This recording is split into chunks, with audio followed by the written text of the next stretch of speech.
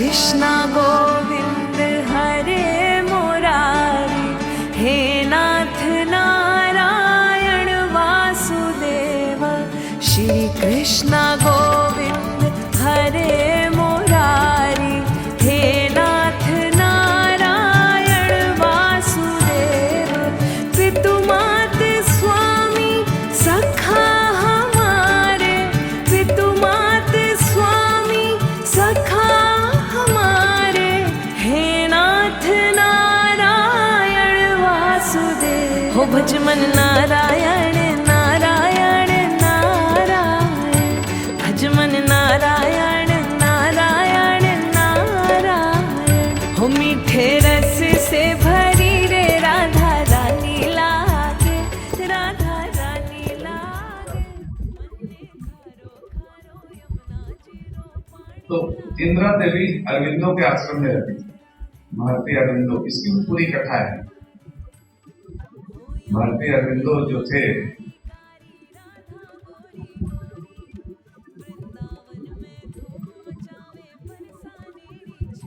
वो इंग्लैंड थे। जैसे आईएएस की डिग्री होती है आज, उस समय जो आईएएस अफसर भेजे जाते थे इंडिया में, वो पढ़ाई पढ़ के आए थे और उनको करनी थी सरकारी नौकरी। पर उस समय भारत गुलामी के दौर में था, उनका मन नहीं लगा और वो क्रांतिकारी दल में शामिल हो गए। और उन्होंने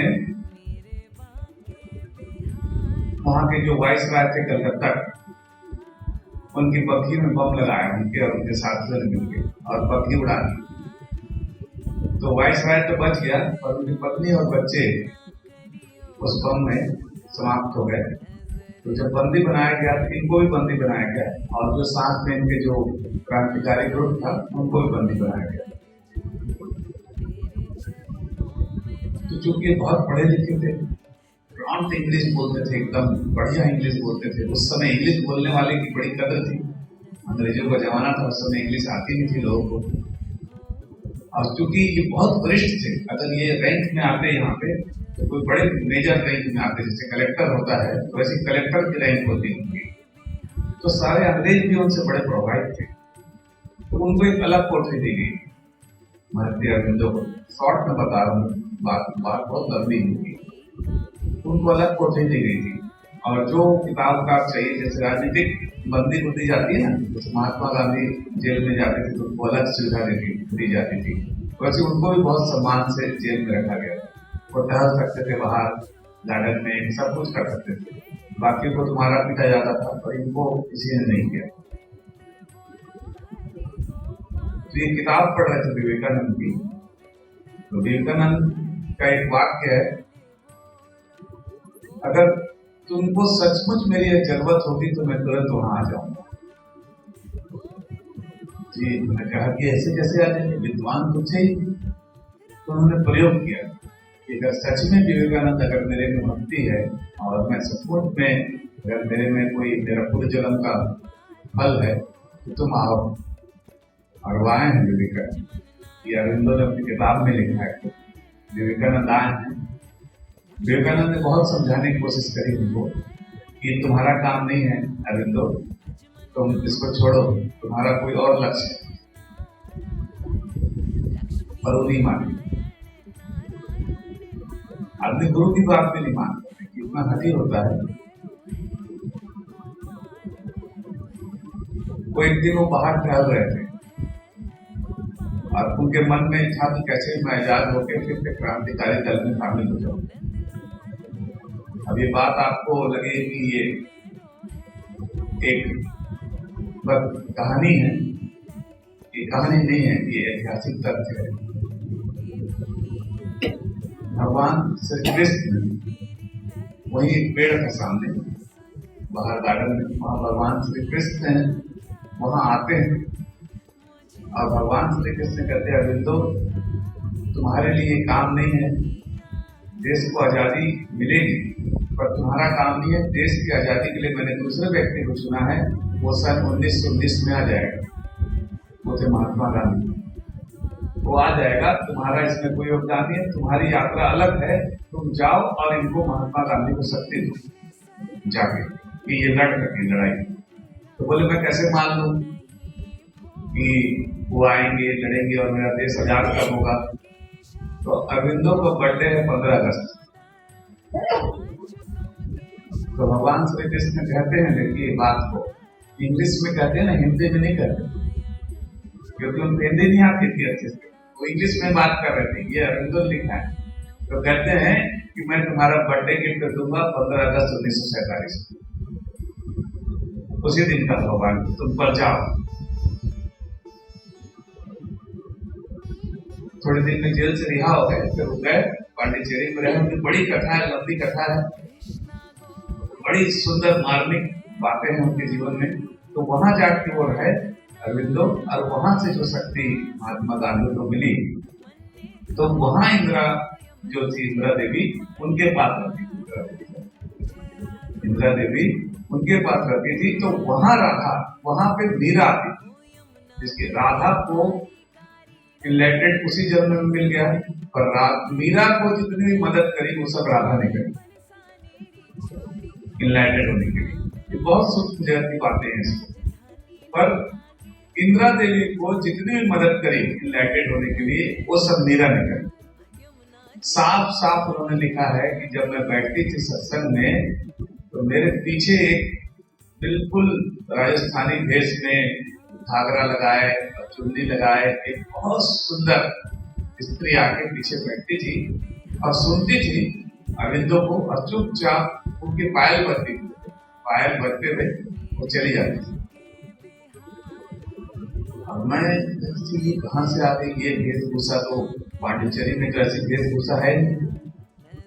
एक दिन उन्होंने उनको रोका, तब सारी बातें मीरा ने उनको बताई कि तुम कौन थी और मैं यहाँ तुम्हारी मदद के लिए आई हूँ। और फिर सारे पद, अपने जो पद थे मीरा के, वो सारे पद उनसे लिखवाए इंदिरा देवी से। ये जो अब हजारों पद जो उपलब्ध हैं आपको मीरा के, ये इंदिरा देवी ने लिखे सारे, उन्होंने किताब छपाई। तो उनको कहां से पता कि मीरा का क्या पद है? ये मीरा ने सारी बातें लिखवाई है, और बड़ा आश्रम है उनका पूना में, आज भी वहां पे चलता है राधा नाम, और उनका खूब शिष्य है उनके।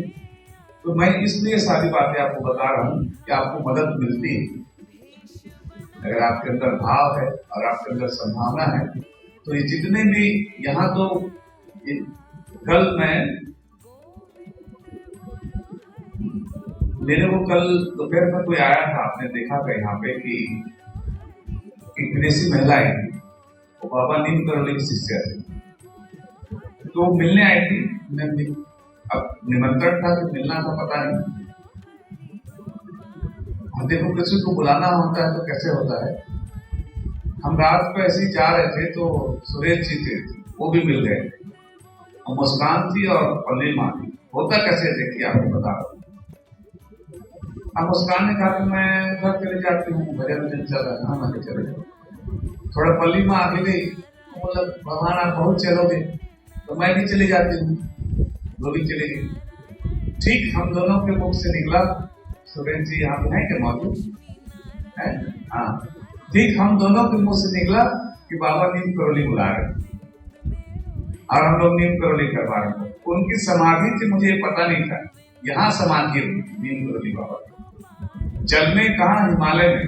पूरी साधना करी कहाँ? हिमालय में, और मरने के लिए खोजा है वृंदावन। यहाँ आके समाधि, वैसे निकला, हम वहां पहुंच गया रात को नीम करोली बाबा समाधि। अब आप इसको सहयोग मानेंगे कि हमें इन लोगों को हमको जानने नहीं था, हमको तो गुच्चुप खाने आ रहे। हाँ, ताला भी खुल गया, हमको जानने नहीं था, मतलब हमको तो केवल ऐसे गुच्चुप खाने, पर जिनके भाग्य में नहीं होता तो नहीं जा पाएंगे ना। मैं यही बताना चाह रहा हूँ, वो किसी न किसी रूप में कट जाएंगे, और जिनको बुलाना होगा वो बुला लिया जाएगा। तो हम पहुंच गए वहां पे, पूरा आराम से बैठ के, फिर आराम से आ गए। बढ़िया उन्होंने मूंग दाल का खिलाया, खूब खिलाया, है ना, वो बढ़िया से, और खा पी आ गए। तो ये कृपा है, ये कृपा की स्थान है। बस आप समर्पित रहिए, जिसको आपको बुलाना हो वो बुला लेगा। तो अभी जो ध्यान करेंगे कि भूमिका मैंने थोड़ी सी इसलिए बांधी कि आपको थोड़ा विश्वास आए, आपको थोड़ा सा राधा रानी पर विश्वास आए कि राधा रानी आपकी मदद के लिए तैयार है, अगर आप उसका नाम सुमरते हैं तो। और उतने ही भाव से सुमरिए जितने भाव से ओम करते हैं, जितने भाव से आप हम लोग सुखी साधना शिविर में अल्लाह को पुकारते हैं और सबकी सुखियों कुछ इनायत भी होती है। वैसी इनायत आज, वैसी कृपा आज राधा रानी की होगी। तो इसका पहला चरण होगा, आपको राधा नाम की धुन करनी है केवल। राधा राधा राधे राधे राधे राधे राधे राधे राधे राधे, मैंने गेप नहीं होना चाहिए, ओवरलैपिंग होगी, है ना।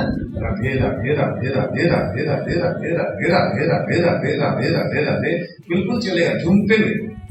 तो भक्ति है तो मैं आपको स्टैंड तो नहीं खड़ा कर सकता। ओंकार की प्रार्थना होगी तो मैं आपको पता नासार दृष्टि, भगवान श्री कृष्ण अर्जुन को कहते हैं कि आंख बंद कर और नासार दृष्टि रख। बस भगवान श्री कृष्ण ने छोटा ध्यान दिया है कि आंख बंद कर। कई होती छोटे छोटे बात है तो मैंने कल भी कराया वो वाला। तो भगवान श्री कृष्ण कहते हैं अर्जुन को कि आंख बंद कर और नासार दृष्टि कर। तो अगर हो सके तो आंख बंद करिएगा और नासार दृष्टि रखिएगा। राधे राधे राधे राधे राधे, कभी हिले डुले कोई परवाह मत करो। दूसरे चरण में हम जीभ से करेंगे, हवा मस्ती हुई रहेगी, शरीर घूमे फिरे, चक्कर लगाए गोल चारों तरफ, पूरा शरीर आपको घूमना है। पूरा शरीर घूमेगा, मैं शुरू करूंगा तो पूरा शरीर आप घुमाइए, आराम से बाल बाल सब खोल दीजिए। तीसरा चरण में आपको केवल मन में मथना है। जैसे यहाँ दही मथती थी ना राधा रानी, बिलोती थी दही, उसमें मक्खन निकल जाता है। देखो कितना बड़ा चमत्कार है। आप दूध को दही को बिलोते हो, जितना उसको बिलोगे, बिलोना मतलब क्या है, क्या बोलते बिलोना, मथोगे तो ऊपर में क्या जाता है। अब मक्खन को बिलोगे तो क्या बच जाता है। और घी कभी खराब होता है, बाकी चीज तो दूध खराब हो जाएगी, मक्खन भी खराब हो जाएगा, पर घी खराब नहीं होता। तो वैसे ही आपको, अब हम लोग को दूध है हमारे पास, अब उसको घी तक पहुंचाना है। तो उसको बुलाएंगे अंतिम चरण में, बस हृदय राधे राधे राधे राधे राधे राधे राधे राधे, बस चलता ही रहेगा। इतना बिलोएगा कि घी प्रकट हो। घी प्रकट होने का मतलब कैसे होगा, उसके बाद मौन का चरण होगा। पंखे भी बंद कर देंगे, हम सब कुछ बंद कर देंगे। आपके पास प्लग है, पट्टी है, तो आपके लिए उस समय आप ये बहुत ही नैसर्गिक चीज है, बहुत ही जरूरी। जिन लोगों को पता है पहले से मुरली की धुन को सुनते हैं, जिसको गुरु नानक देव ओंकार कहते हैं, जिसको भगवान श्री कृष्ण कहते हैं मैं वेदों में ओंकार हूँ, अगर आपके पास है तो आपको बहुत सहायता मिलेगी। जो नए लोग हैं और जिनको सुन सकते हैं, जो लोग उनके लिए नहीं है, जो लोग पहले सुन चुके हैं धुन को और नहीं सुने हैं, तो आपको प्लग और पट्टी चाहिए होगी तो आप ले सकते हैं। अगर बाहर प्लग है तो रुई भी चलेगा, ऐसा कुछ नहीं है। अगर कान में रुई होगा तो कितने देर आप खांसेंगे कान में, या फिर अगली करिएगा। सबसे आखिरी चरण, जितने मिनट आप कर पाओ। मैं रामकृष्ण परमहंस के गुरु हैं तोतापुरी महाराज। तो मैं तोतापुरी महाराज की समाधि में गया, उनकी समाधि पुरी में हर जगह बुलावा आ जाता है। वहीं विश्वकरी की समाधि है, वहीं चैतन्य महाप्रभु की समाधि है। तो मैं जब देखा तो ऐसा दो कमंडल रखने का, देखना आप साधुओं पर ऐसा दो कमंडल होता है, मुझे ऐसा दो कमंडल हाथ लटका के तो बैठेंगे नहीं, ऐसा थोड़ी हाथ को लटका के बैठेंगे, ऐसा दो रखते हैं। वो दो कान को बंद करने के, ये टिका है हाथ, और वो कान तब समझ में आया मेरे को ओंकार की महिमा, तब समझ में आई कि अंदर की बांसुरी को सुनते हैं, अंदर के संग को सुनते हैं, अंदर के सब जो कृष्ण ने जो जो किया है, चाहे बांसुरी हो, चाहे वो संग हो, चाहे वो घुंघरू की आवाज हो राधा की, वो सब कुछ आपके भीतर सुनाई देगा। बस इसका अभ्यास आप रोज करते रहिए, रोज ये ध्यान करिए घर में जाने के बाद। जिनको बहुत समझ में नहीं आता सक्रिय ध्यान, जिनको बहुत बुद्धि में लगती है, ध्यान करिए, देखिए घर भी शुद्ध हो जाएगा राधा रानी कृपा से, और आपका शरीर भी शुद्ध हो जाएगा पहले चरण में, दूसरे चरण में आपका मन भी शुद्ध हो जाएगा, और तीसरे चरण में आप भाव के तल में पहुंच जाएंगे, मथेंगे, और चौथे चरण में आज राधा रानी की कृपा होगी। आज भगवान का जन्मदिन है, योगेश्वर श्री कृष्ण का। इससे बड़ा उपहार हम उससे क्या मांग सकते हैं? इससे बड़ा उपहार क्या मिल सकता है कि हम उस परम नाथ, वो एक हाथ की ताली, उस ओंकार, उसमें सारे विश्व समाया हुआ है, जो वेदों में ओंकार में कहते हैं, उस ओंकार की आपको अंदर धुन सुनाई देगी। बस तो इतनी आज कृपा से करिएगा ध्यान को, भाव से करिएगा ध्यान को। कई लोग तो बच भी जाएंगे, आप देखिएगा। जो यहाँ पे कल एक माँ आई थी ना पूछने में क्या करूं ध्यान, ऐसे लोग को बच भी जाएगा, क्योंकि बुद्धि में है ही नहीं। जो लोग बिल्कुल बुद्धि में है ही नहीं, सिर्फ यहाँ जी रहे हैं, उनका बच भी जाएगा, सब कुछ आज उनको सुनाई दे जाएगा। फिर अगले चरण में आप बताइएगा, अभी बात नहीं करिएगा, इसके बाद आप मौन बैठिएगा, जितने देर होगा अगले सेशन में हम बात करेंगे, ठीक है? तो यदि आपको समझ में आ गई है, नसाद दृष्टि देखिए, नसाद दृष्टि जैसे रखेंगे आप, इसकी ये पूरा टेक्निक है। नसाद दृष्टि जैसे रखेंगे, भगवान शिव, माँ देवी पार्वती कहते हैं कि दोनों अपनी जो आंख की पुतलियां है उसको पलटा के अपने आज्ञा चक्र की दिशा में लेके चलिए, आपका आज्ञा चक्र। और जैसे आप नासाक दृष्टि करिए, हाथ को यहाँ रखिए, टिप को, क्योंकि नाक आपको, तो उसको टिप को आप देखेंगे, और राधे राधे राधे राधे राधे राधे राधे राधे बैठ दूसरे चरण में पूरा खोल, पूरा बार बार खोल के झूम के, जैसे राधा रानी का नाम एकदम चारों तरफ राधे ही राधे हो आज। फिर तीसरे चरण में मथिएगा अंदर, और चौथे चरण में सुनिएगा अंदर, उसकी कृपा। इतनी हमने मेहनत करी है तो खुद तो भी निकलेगा, खुद तो कृपा होगी। राधे राधे राधे राधे राधे राधे राधे राधे राधे राधे राधे राधे राधे राधे राधे राधे राधे राधे राधे आपका प्रभाव राधे राधे राधे राधे राधे मस्ती के साथ करिए। कृष्ण का धर्म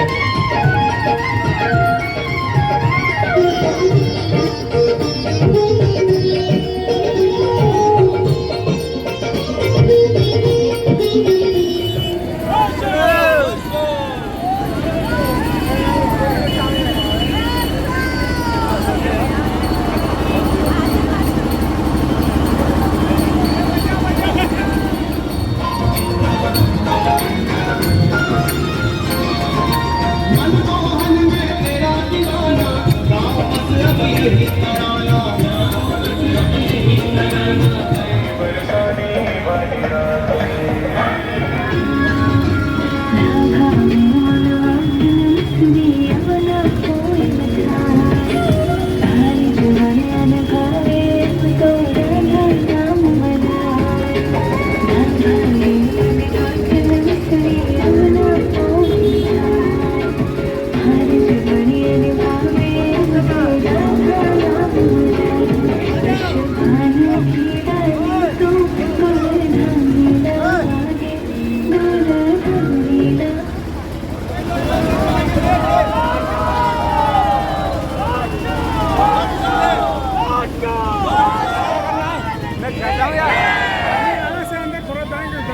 मना कर रहे हैं।